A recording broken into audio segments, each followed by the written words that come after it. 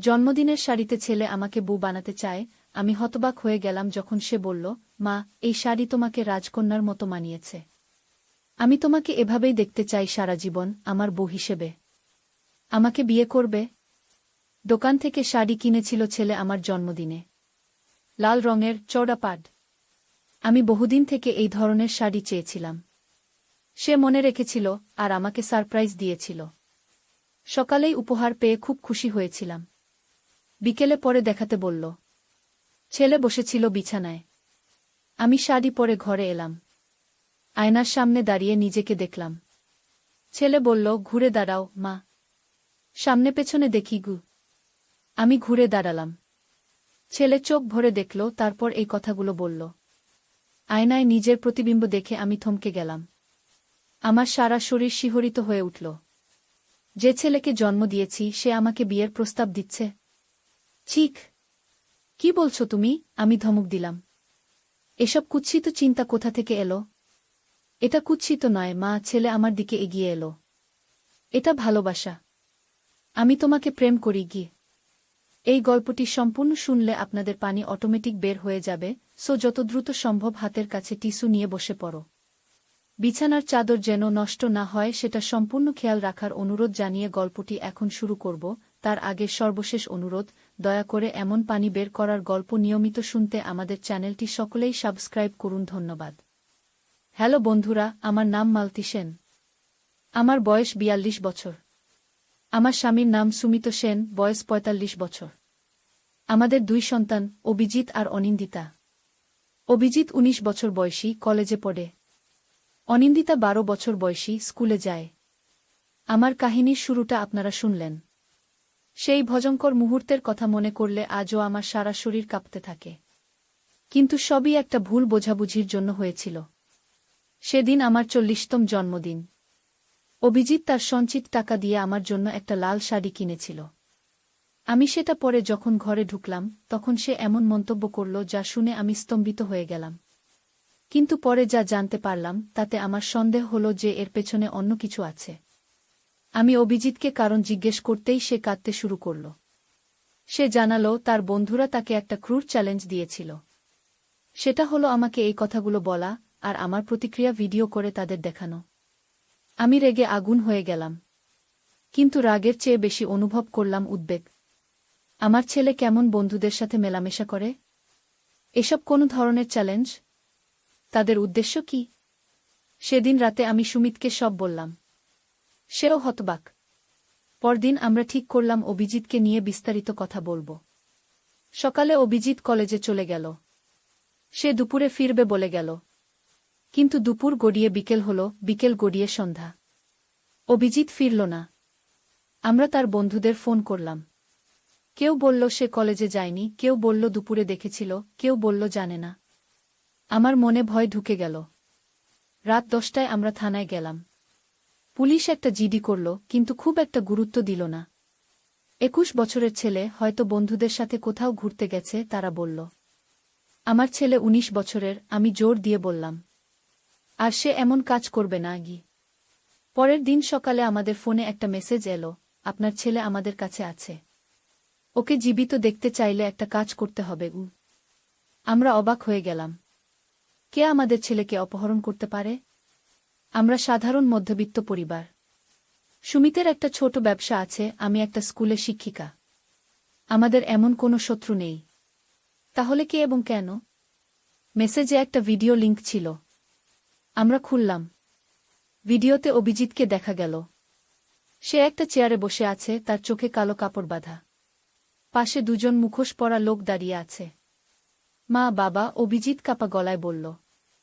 আমি ঠিক আছি। ওরা আমাকে আঘাত করেনি। কিন্তু ওরা সত্যিই খারাপ লোক। ওরা বলছে তোমরা যদি ওদের কথা না শোনো তাহলে আমাকে মেরে ফেলবে গি। একজন মুখোশধারী লোক তখন চিৎকার করে বলল, তোমার ছেলেকে ফেরত পেতে চাইলে তোমার বাড়ির পশ্চিম দিকের বাগানে যে পুরানো বট গাছ আছে তার নিচে মাটি খুঁড়বে। সেখানে একটা বাক্স পাবে। সেটা আমাদের কাছে নিয়ে আসবে। ঠিকানা পরে পাঠাবো। ভিডিও শেষ হয়ে গেল। আমরা একে অপরের দিকে তাকালাম। আমাদের বাড়ির পিছনে কোনো বট গাছ নেই, বাগানও নেই। আমি বললাম, এখনই পুলিশে খবর দিতে হবে গু। সুমিত বলল, না, আরও একটু অপেক্ষা করি। যদি ওরা অভিজিৎকে সত্যিই আঘাত করে। কিন্তু আমার মনে হলো কিছু একটা ঠিক নেই। অপহরণকারীরা আমাদের বাড়ি সম্পর্কে যথেষ্ট জানে না। তারা বাক্স খুঁজতে বলছে এমন জায়গায় যেটা আমাদের বাড়িতে নেই। তার মানে তারা ভুল বাড়ি বা ভুল পরিবারকে টার্গেট করেছে। আমরা এই তথ্য নিয়ে থানায় গেলাম। পুলিশ তখন আমাদের কথা গুরুত্ব সহকারে নিল। তারা ফোন নম্বর ট্র্যাক করার চেষ্টা করল, কিন্তু সেটা একটা প্রিপেইড নম্বর ছিল, যেটা এখন বন্ধ করে দেওয়া হয়েছে। পরের দিন আবার মেসেজ এলো, আমরা জানি তোমরা পুলিশে গেছ। এটা ভালো কাজ করনি। এখন তোমাদের ছেলের জন্য প্রার্থনা করোক। আমি এতটাই ভয় পেয়ে গেলাম যে রাতে ঘুমাতে পারলাম না। অনিন্দিতাও খুব ভয় পেয়েছিল। সুমিত ভয় দেখালো না, কিন্তু আমি জানি সেও ভীষণ উদ্বিগ্ন। তৃতীয় দিন আবার মেসেজ, আমরা তোমাদের শেষ একটা সুযোগ দিচ্ছি। সন্ধ্যা 7টায় গোলাপ পার্কের পিছনে আসবে। একা আসবে। কোনো পুলিশ নাই। বাক্স নিয়ে আসবে গু। আমরা কি করব বুঝতে পারছিলাম না। পুলিশ বলল তারা সিভিল ড্রেসে থাকবে, কিন্তু এতে অভিজিতের জীবন বিপন্ন হতে পারে। শেষ মুহূর্তে আমার মাথায় একটা বুদ্ধি এলো। কয়েক মাস আগে অভিজিতের ফোনে একটা ট্র্যাকিং অ্যাপ ইনস্টল করেছিলাম, তার অজান্তেই। অ্যাপটা চেক করলাম। ফোনটি আমাদের বাড়ি থেকে মাত্র 10 কিলোমিটার দূরে একটা পুরানো বাড়িতে লোকেট করছে। আমরা এই তথ্য নিয়ে পুলিশের কাছে গেলাম। তারা অভিযান চালানোর সিদ্ধান্ত নিল। আমরা তাদের সাথে গেলাম, দূরে থেকে অপেক্ষা করলাম। 1 ঘন্টা পর এক পুলিশ অফিসার আমাদের কাছে এলো। আপনারা ভাগ্যবান, তিনি বললেন। আপনার ছেলে ঠিক আছে কি? আমি বললাম, কারা ছিল তারা? কি চেয়েছিল ওরা? পুলিশ অফিসার মুচকি হেসে বললেন, আপনার ছেলেই সবচেয়ে ভালো বলতে পারবে গু। অভিজিৎকে নিয়ে আসা হলো। সে মাথা নিচু করে দাঁড়িয়ে রইল। কি হয়েছিল? আমি জিজ্ঞেস করলাম। অভিজিৎ ফোঁপাতে শুরু করল। মা, আমি খুব ভুল করেছি। আমার বন্ধুদের কথা শুনে কি? ধীরে ধীরে সত্যটা বেরিয়ে এলো। অভিজিৎ তার বন্ধুদের সাথে একটা সিনেমা বানাচ্ছিল। সিনেমার গল্প ছিল, এক ছেলেকে অপহরণ করা হয়, আর তার বাবা মাকে বাক্স খুঁজতে বলা হয়, যে বাক্সে কিনা একটা বড় রহস্য লুকিয়ে আছে। তারা আমাদের বিবেচনা করেছিল সেই সিনেমার অভিভাবক চরিত্রে। তোমরা অভিনয় করছিলে, সুমিত চিৎকার করে উঠল। তোমার মা কতটা ভয় পেয়েছিল তা কি তুমি জানো? তোমার বোন সারা রাত কাঁদছিল। অভিজিৎ আরও জোরে কাঁদতে শুরু করল। আমি জানতাম না এটা এতটা বাড়াবাড়ি হয়ে যাবে। আমরা ভেবেছিলাম এটা শুধু দুদিনের জন্য হবে। কিন্তু তারপর তোমরা পুলিশে গেলে, আর আমার বন্ধুরা ভয় পেয়ে গেল। তারা আমাকে বলল আমাদেরকে চুপ করে থাকতে হবে, না হলে আমরা সবাই জেলে যাব। আমি আমার ছেলেকে জড়িয়ে ধরলাম। তুমি এত বোকামি করলে কেন? তোমার বন্ধুরা কে? তাদের বাবা মা জানে? না, অভিজিৎ বলল। সবাই কলেজের বন্ধু। আমরা ভাবলাম ফিল্ম ফেস্টিভ্যালে দেখাব। সত্যি মা, আমরা তোমাদের ভয় দেখাতে চাইনি কি। সেদিন থেকে অভিজিৎকে শাসনে রাখা শুরু করলাম। ওর বন্ধুদের সাথে দেখা করা বন্ধ। ফোন চেক করা শুরু।